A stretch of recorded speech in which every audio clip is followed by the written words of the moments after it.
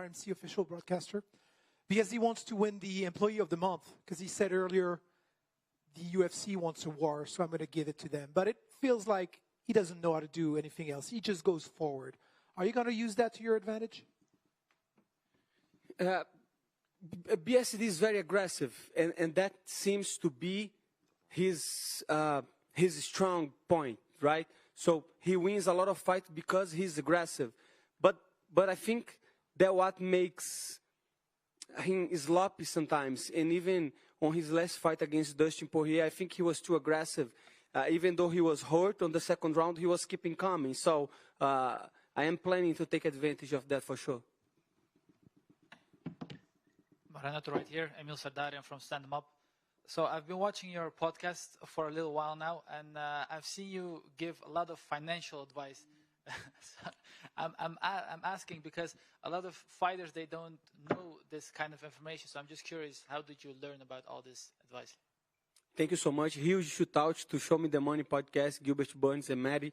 But I start to research and to talk about money because I am from Brazil, right? So if you are from South America, families usually don't talk about money a lot. And if you don't talk about something, you don't learn. So then I start to read some books. I start to research because it's not how much money you make. It's how much money you keep on your pocket. And with the inflation and with all that stuff going on in the world, I start to say, hey, I cannot let my money on the bank just rotting, just the value, losing value. So I start to research about first about the markets, you know, basic stuff like supply and demand, and then I read some books about how to do investments, like the Warren Buffett always recommend this, the smart investor, and then I was keep coming, and then, but again, I'm not an expert. I don't advise anybody to buy this or to buy that. No, I advise you to try to understand and know money, because if you don't know money, you're not gonna have money. So on the same podcast, you also said that Paddy Pimblett is easy money, and Dan Hooker is also easy money. Charles Oliveira, not so easy. What about Benoit Saint-Denis? Definitely Benoit Saint-Denis is not easy money, and that's why he's in a position that he is right now. We're fighting in France, right? UFC knows his value, but I'm here to prove I'm better than him. I'm here to beat him.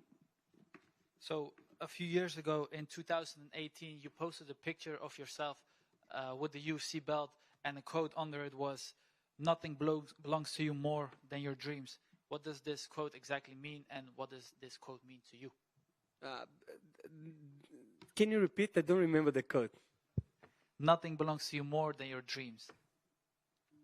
Yeah, I think I was talking exactly about that. Like, if you have a dream, that's the only thing that you can, like, really go after. If you go after your dreams, you know, it's not only about to realize the dream, is the process, you know, of I want to be a champion one day, but I am enjoying the journey at the same time.